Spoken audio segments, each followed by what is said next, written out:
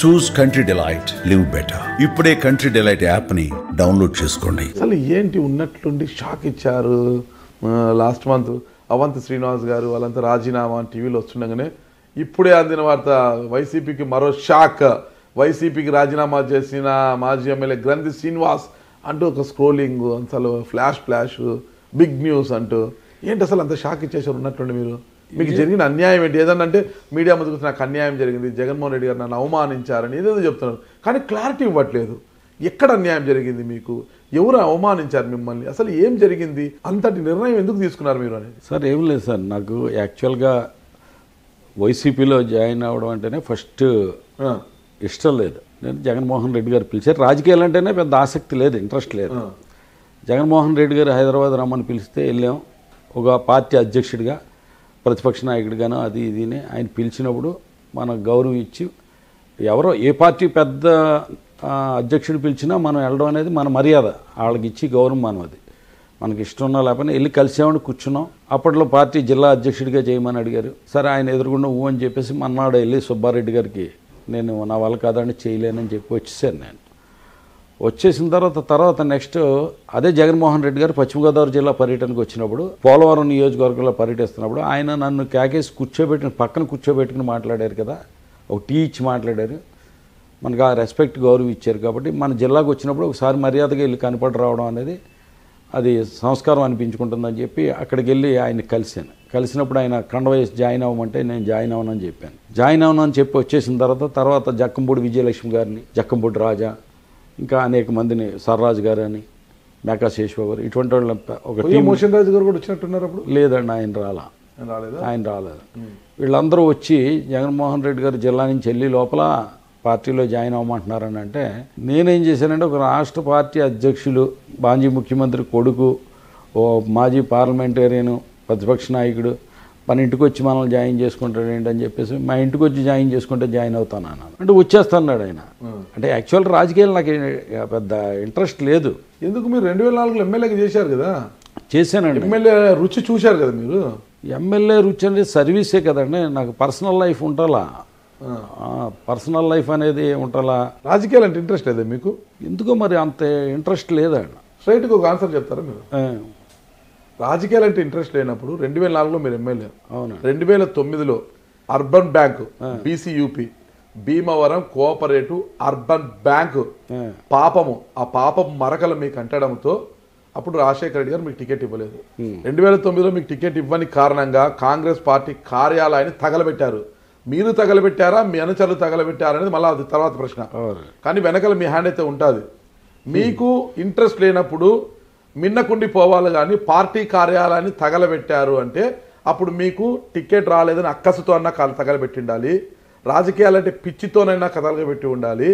మరి ఏం జరిగింటారు? తగలబెట్టారు. మరి ఈ రోజు ఎందుకు రాజకీయాలంటే ఇంట్రెస్ట్ లేదు? ఇక్కడ చిన్న పాయింట్ అండి, అర్బన్ బ్యాంక్ పాపం అంటున్నారా, అది అంటున్నారా, తప్పు చేసామన్నట్టుగా మీరు ముద్ర వేస్తున్నారు. యాక్చువల్గా 2004లో నేను ఎమ్మెల్యే అయ్యాను. ఎమ్మెల్యే అయిన తర్వాత అర్బన్ బ్యాంక్ రిజైన్ చేయాలి. ఫస్ట్ మీరు అర్బన్ బ్యాంక్ చైర్మన్గా చేశారు, తర్వాత ఎమ్మెల్యే అయ్యారు. నేను ఎమ్మెల్యే అయ్యేసరికి అర్బన్ బ్యాంక్ చైర్మన్గా ఉన్నాను. అవును, 2004లో. 2005లో రిజర్వ్ బ్యాంక్ ఏం చేసిందంటే సెక్షన్ 35A అని పెట్టింది. ఏదైతే డిపాజిటర్స్ అందరూ ఉన్నారో, డిపాజిటర్స్ అందరికీ 1000 రూపాయలకి మించి వాళ్ళకి డిపాజిట్లు ఇవ్వద్దు, చెల్లించొద్దని ఇచ్చింది. ఇది చేసింది ఎవరంటే రిజర్వ్ బ్యాంక్ చేసింది. కానీ మీరు మీ దగ్గర ఉండే ఫండ్ అంతా తీసుకెళ్లి Vasavi bank, Charminar bank, nationalisation బ్యాంకులో కాకోకుండా వాటి దగ్గర డిపాజిట్ చేశారు కదా మీరు? సార్ అది కాదు, అవి దివాలా తీయడంతో మీ డబ్బు కూడా దివాలా తీసింది కదా. దీని గురించి అయితే కనుక పవన్ కళ్యాణ్ గారు వచ్చి ఇక్కడ విమర్శించినప్పుడు టోటల్ మొత్తం సిస్టమ్ గురించి అంతా కూడా నేను చెప్పాను గతంలో ఇంటర్వ్యూ మీరు చూస్తే.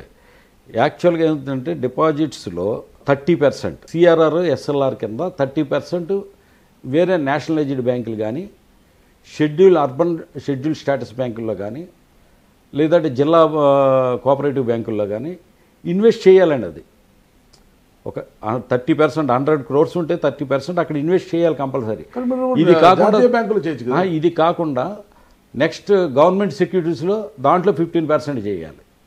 నేషనలైజ్డ్ బ్యాంకులకి ఇక్కడ పెద్ద మిస్టేక్, బ్లండర్ మిస్టేక్ ఏంటంటే అర్బన్ బ్యాంకులకి డిపాజిట్ మీద ఎంతైనా ఇంట్రెస్ట్ ఇచ్చుకునే స్వేచ్ఛను అనేది రిజర్వ్ బ్యాంక్ ఇచ్చింది. అర్బన్ బ్యాంక్ డిపాజిట్స్ ఏదైతే సేకరిస్తున్నామో దాని మీద ఎంతైనా ఇంట్రెస్ట్ ఇచ్చుకోవచ్చు. 15% ఇచ్చుకోవచ్చు, 20% ఇచ్చుకోవచ్చు డిపాజిటర్కి. అయితే 12.5-13% డిపాజిటర్కి డిపాజిట్ మీద ఇంట్రెస్ట్ ఇస్తున్నప్పుడు దాని మీద బ్యాంక్కి 1%, 2% లాభం వచ్చేటట్టుగా, అంటే 11% ఇస్తే 13% మనం డిపాజిట్ చేయాలి. ఈ 30% ఒకవేళ 12%కి ఇస్తే కనుక కనీసం 13.5కు ఎంతో డిపాజిట్ చేయాలి. ఇలా చూసుకుంటే నేషనలైజ్డ్ బ్యాంకుల ఇంట్రెస్ట్లు వచ్చేసరికి 8-9, మీకు డిపాజిటర్కి వచ్చేసరికి 11%, 12% ఇంట్రెస్ట్ ఇస్తూ నేషనలైజ్డ్ బ్యాంకులో 9%కి డిపాజిట్ చేస్తే ఎంత లాస్ వస్తుంది? మీకు 3-4% లాస్ వస్తుంది. అప్పుడు బ్యాంకు దివాళా చేస్తుంది. ఎప్పుడైతే షెడ్యూల్డ్ స్టేటస్ బ్యాంకులు, అర్బన్ బ్యాంకులు ఉన్నాయో అవి అదనంగా 2%, 3% ఇంట్రెస్ట్ ఇచ్చి మీకు, అయితే ఈ బ్యాంకులకి సంబంధించి ఇన్వెస్ట్ చేసుకుంటానికి రిజర్వ్ బ్యాంక్ పర్మిషన్ ఉంది. కానీ అవి దివాళా తీయడంతో మీరు దివాళా తీసింది కదా మీ బ్యాంకు. మీకు చిత్రం ఏంటో తెలుసా? మీకు దివాళా తీయడం అంటే వాసవి కోఆపరేటివ్ అర్బన్ బ్యాంక్ ఉంది sir. Vasavi cooperative urban banks కానీ షెడ్యూల్డ్ స్టేటస్ బ్యాంక్ కానీ ఒక రిజర్వ్ బ్యాంక్ నామ్స్ ప్రకారం ఎన్పిఏ ఎంత ఉండాలి అనేది ఉంటుంది. ఆ ఎన్పిఏ వచ్చేసరికి ఇంచుమించు సిటీ బ్యాంకులకి అయితే 6, 7 ఎంత ఉంటుందని, లేకపోతే 8 ఎంత ఉంటుంది. వాసవి కోఆపరేటివ్ బ్యాంక్ వచ్చేసరికి ఎన్పిఏ వచ్చి 35% ఉంది. నిజంగా ఎలా ఉంటుందంటే మీకు 35 ఉన్నదనేది ఓన్లీ మేము అర్బన్ బ్యాంక్ చైర్మన్గా ఏంటంటే బ్యాంక్ మీటింగ్కి వెళ్తాం. మీటింగ్కి వెళ్ళిన తర్వాత ఎజెండా ప్రకారం లోన్ శాంక్షన్స్, ఇన్వెస్ట్మెంట్స్ అవన్నీ రికార్డ్ చేసుకుంటాం, వచ్చేస్తాం. కంటిన్యూషన్ డే టు డే ట్రాన్సాక్షన్స్లో చీఫ్ ఎగ్జిక్యూటివ్ ఆఫీసర్ అనేది డే టు డే డిపాజిట్ తీసుకుంటారు. తీసుకున్న డిపాజిట్లు ఎక్కడ ఇన్వెస్ట్ చేయాలి ఏంటన్నదంతా కూడా చీఫ్ ఎగ్జిక్యూటివ్ ఆఫీసర్ అధికారం. అది ఓన్లీ దీనికి సంబంధించి పాలక వర్గానికి ఎటువంటి అధికారం లేదు, అటువంటి వాటిలో ఇన్ఫ్లుయెన్స్ చేయకూడదు కూడా. ఆఖరి రిజర్వ్ బ్యాంక్ రూల్స్ ప్రకారం లోన్స్ ఇచ్చే దాంట్లో కూడా బ్యాంక్ చైర్మన్ కానీ డైరెక్టర్లు కానీ దాన్ని ఇన్ఫ్లుయెన్స్ చేయకూడదు. మొత్తం మీద అర్బన్ బ్యాంక్ డిపాజిట్దారులందరికీ కూడా చెల్లించేశారు డబ్బులన్నీ కూడా? మొత్తం చెల్లించేసినట్టే. అంతే అంటే మెర్జింగ్ కూడా అయిపోయింది కదండి వేరే బ్యాంకులో. అంతే. ఇప్పుడు ఏమి అంత క్లియర్ లేదు, క్లియర్ అండి, క్లియర్. ఓకే. మరి ఓకే, ఇప్పుడు రాజీనామా చేశారు, రాజకీయాల మీద ఇంట్రెస్ట్ లేదు. ఆ రోజు 2009లో టికెట్ రాకపోతే పార్టీ కార్యాలయం తగలబడింది.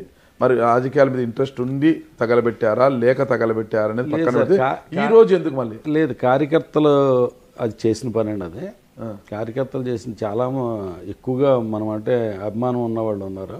సుమన్ టీవీలో మీ పర్సనల్ అండ్ బిజినెస్ ప్రమోషన్స్ కోసం కింది నెంబర్కి కాంటాక్ట్ చేయండి.